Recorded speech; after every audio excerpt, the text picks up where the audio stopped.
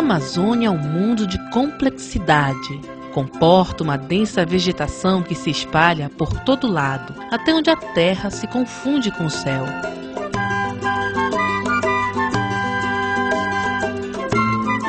São várias as formações florestais, tendo também uma diversidade na fauna e na flora, assim como a variação da fertilidade do solo. Nos últimos 500 anos, sua relação com o homem vem sendo agravada devido ao alto consumo de seus recursos naturais.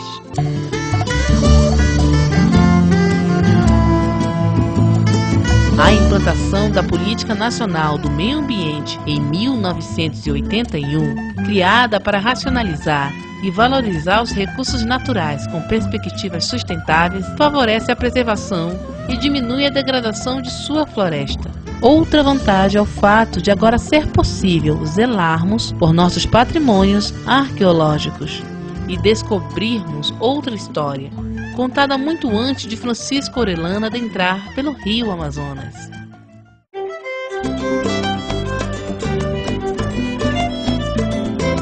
História de populações que existiram há mais de 2000 anos no Vale Amazônico. Tribos como os Manaós, Barés, Banibas, Pacés e muitas outras que deixaram vestígios de sua cultura, principalmente para a cidade de Manaus. Cidade que em 1669 era chamada de Forte de São José da Barra do Rio Negro, criado com a proposta de fomentar as fiscalizações das confluências dos rios Negro e Solimões, além de proteger o território português de outras nações que viessem adentrar nesta área. O resgate dos vestígios arqueológicos das populações humanas que habitavam as proximidades do forte é de importância fundamental para reavermos a história indígena no período pré-colonial na área urbana de Manaus.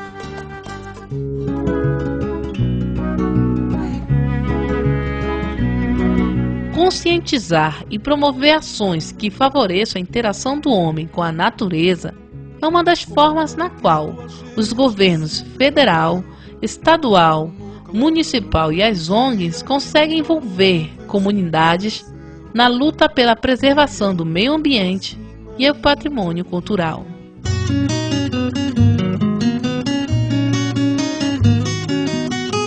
O melhor exemplo de ações dessa natureza é o projeto Patrimônio Ambiente da Escola Balbina Mestrinho, Arqueologia Revendo o Passado Pré-Colonial de Manaus. Projeto em parceria com a FAPEAM e SEDUC, consiste em agrupar alunos preocupados com a questão ambiental e o patrimônio cultural, para serem multiplicadores de ações em outras escolas ou em suas comunidades. E isso trouxe para cada um de nós a ocupação desse aluno, trouxe para cada um de nós realmente o envolvimento no sentido de empreender o verdadeiro conhecimento.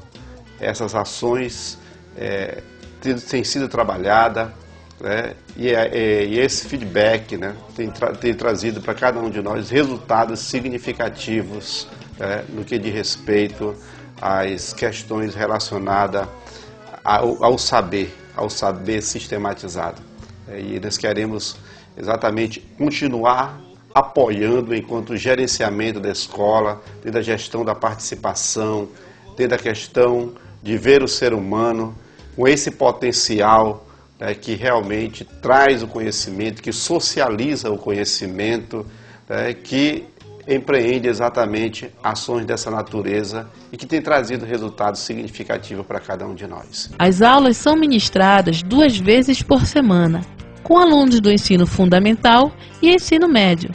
Cada aluno passou por um processo de seleção onde foram avaliados os seguintes quesitos: o interesse para aprender, a frequência na sala de aula e a nota, quesitos importantes para encontrar pessoas concentradas em adquirir conhecimento sobre a nossa história, para mais tarde dividir o que aprendeu com a sociedade. Esse conhecimento de conhecer a verdadeira história do passado explica toda a nossa ação hoje. E o que eles nos mostraram através desses vestígios é que eles usavam os recursos naturais de forma sustentável. ou seja, não agrediam tanto a natureza, né? E esses bens naturais extraídos eram visando não desequilibrar o ecossistema. Então são esses, como é que eu posso dizer, valores básicos, né, que eles nos deixaram, que temos que dar continuidade. Através desses vestígios, eles mostram que a gente tem que preservar o ambiente, né, e que não acontece hoje.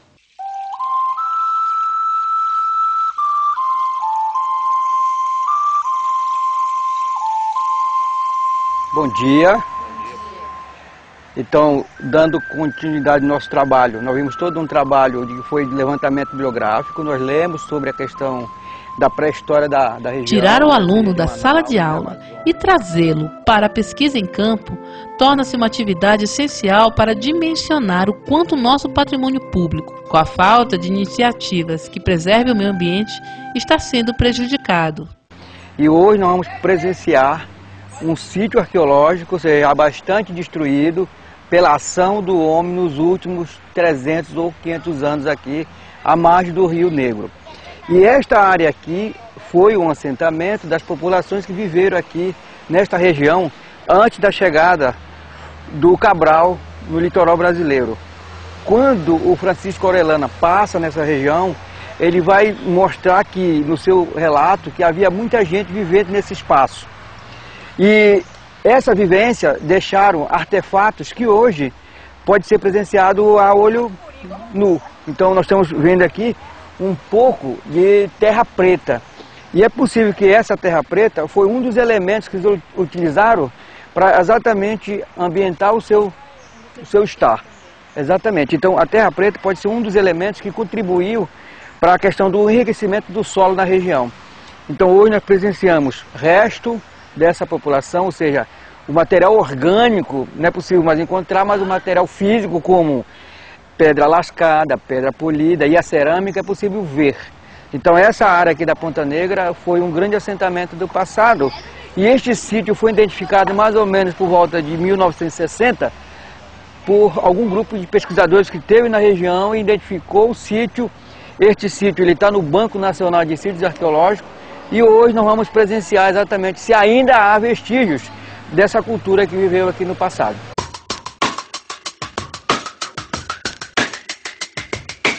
Cultura exercida de forma sustentável, com a perfeita harmonia entre o homem e a natureza, esquecida ao longo dos anos a favor da colonização, feita de forma brutal, afetando o meio em que vivemos. O projeto Patrimônio Ambiente resgata esse hiato existente na história de nossa cidade.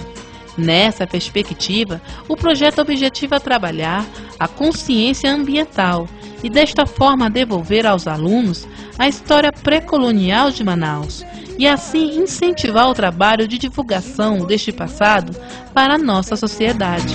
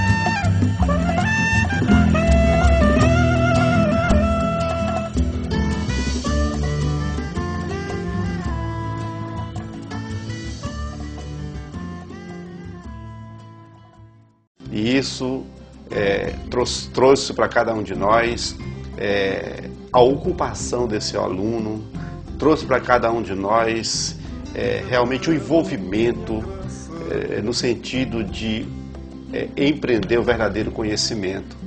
Essas ações têm sido trabalhadas, né? E esse feedback, né, tem trazido para cada um de nós resultados significativos, né, no que diz respeito às questões relacionadas ao saber sistematizado.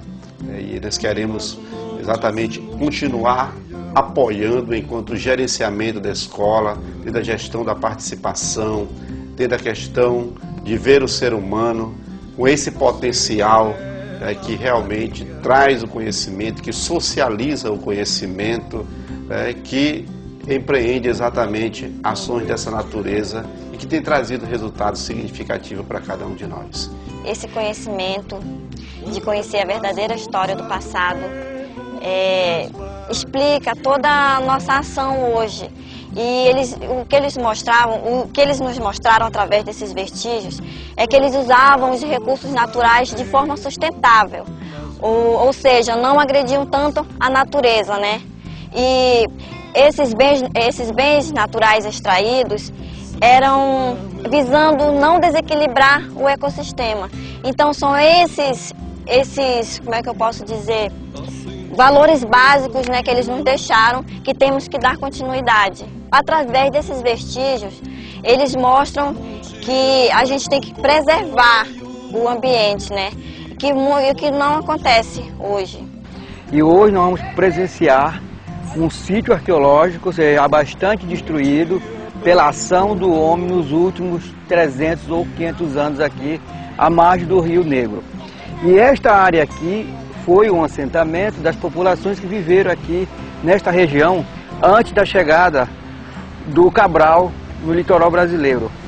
Quando o Francisco Orellana passa nessa região, ele vai mostrar aqui no seu relato que havia muita gente vivendo nesse espaço.